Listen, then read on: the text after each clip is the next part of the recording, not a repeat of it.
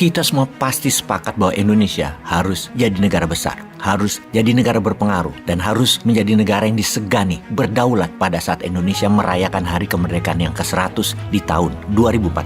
Menjadi negara besar harus masuk top 3 negara termakmur dan menjadi top 3 negara terkuat secara militer, juga negara berpengaruh secara soft power. Soft power bisa merupakan pengaruh budaya seperti K-pop-nya Korea Selatan, Bollywood-nya India, Hong Kong Macau-nya Tiongkok, Hollywood-nya Amerika. Soft power juga bisa berupa penguasaan AI, teknologi informasi, semikonduktor chips, media, perdagangan, dan distribusi barang. Itu semua merupakan kekuatan soft power yang harus Indonesia kuasai. Negara dikatakan makmur, pertama adalah jika GDP per kapitanya atau pendapatan satu orang dalam satu tahunnya adalah $12.800 atau senilai 198 juta rupiah setahunnya. Saat ini Indonesia baru sepertiganya, hanya $4.200 setahun atau 65,1 juta rupiah. Kalau secara PDB negara Indonesia saat ini baru 1,15 triliun dolar nilainya, dan untuk menjadi negara makmur harus naik ke 3,5 triliun dolar, naik 3,5 kali dari sekarang atau naik 350% dalam 22 tahun ke depan.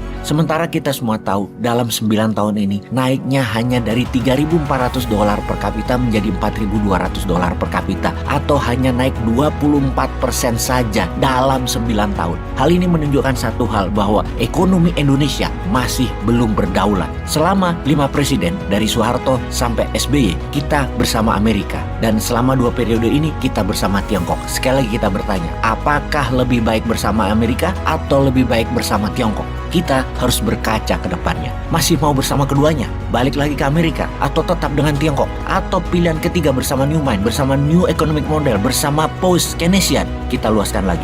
Amerika di belakangnya ada Sekutu Barat, ada Uni Eropa, ada Australia, Jepang, Korea Selatan. Kemudian di sisi Tiongkok ada BRIC, Brazil, Rusia, India, China, dan South Africa. Negara seperti Saudi yang mau menjadi global player dengan kekuatan Ka'bahnya yang menjadikan center 2 miliar umat muslim akan menjadi kekuatan berbasis wilayah yang akan membuat Saudi dari petrol country menjadi negara jasa spiritual dan properti. Saudi ingin bergabung dengan BRIC, demikian juga Iran. Sementara Iran dan Saudi sangat berseberangan secara ideologi, namun secara ekonomi mereka bersedia bergabung. Untuk itu, kita ketiga negara ini terlebih dahulu karena secara militer ketiganya adalah produsen alat perang. Apa itu 3 negara yang kita maksud? Rusia, Tiongkok, dan Iran. Di saat Uni Eropa, NATO, dan Amerika sepakat memberikan senjata ke Ukraina dan memberi sanksi lebih keras lagi terhadap Rusia, Tiongkok dan Iran secara terang-terangan membantu Rusia. Ketiganya saat ini mengikat diri bukan hanya dalam bidang ekonomi, namun dikuatkan dalam bidang pertahanan. Fakta pertahanan baru. Kita semua tahu bahwa Tiongkok tidak nyaman dengan perang di Ukraina, namun tetap memberikan Rusia diplomatik umbrella di PBB dan berbagai forum dunia, termasuk menjual senjata ke Rusia dan membeli minyak dan gas Rusia. Di sisi Iran, drone kamikaze atau Shahid drone telah ribuan dikirim ke Rusia dari sejak sebelum perang hingga saat ini. Kita semua tahu industri drone perang Iran adalah yang terbanyak, terlengkap, tercanggih di dunia saat ini. Ditambah lagi rudal balistik Iran yang terbaru dikirim ke Rusia.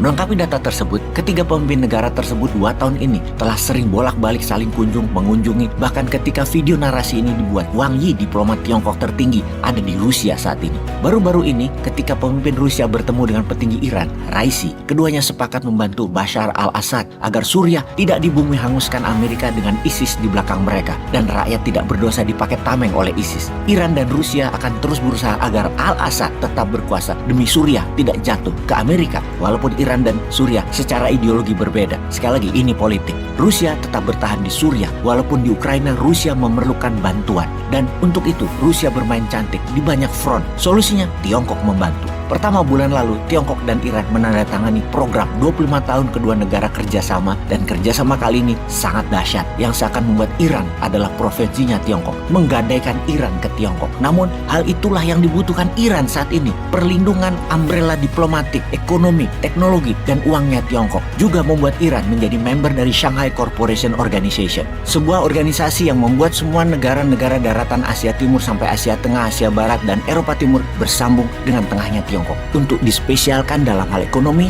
dalam hal teknologi, dan keuangannya oleh Tiongkok. Ketika bulan lalu Ibrahim Raisi ke Tiongkok, sambutannya ketika mendarat di Beijing adalah grandios. Full military welcome ceremony plus red carpet. Status ini hanya diberikan kepada mitra khusus Tiongkok. Kunjungan Raisi adalah kunjungan pertama kali pemimpin Iran dalam 3 dekade terakhir. Dan ketika jumpa pers dikatakan inilah gerakan anti barat terkuat menentang world order sekutu dan Amerika, menentang hegemoni barat dan menentang bullying barat. Sahabat perlu ketahui bahwa setelah ketiganya mengikat dalam satu kekuatan militer, ada beberapa negara kecil yang berminat bergabung dengan mereka segera, yaitu Nicaragua, Venezuela, Kamboja, Myanmar, dan yang paling menakutkan adalah Korea Utara. Korea Utara negara yang lagi flexing berulang-ulang atas kekuatan rudal balistiknya yang terus-terusan menembak ke arah Jepang sampai melewati kepulauan Jepang akan bergabung dengan penentang hegemoni barat ini. Pertanyaan sekarang, di manakah posisi Indonesia? Akankah Indonesia menjadi bagian dari dua hegemoni ini atau netral, atau wondering what happened, menjadi tertinggal, atau membangun ke dalam, percaya kekuatan anak bangsa? Mudah-mudahan 2024 ke depan pemimpinnya pro NKRI ya. Peace.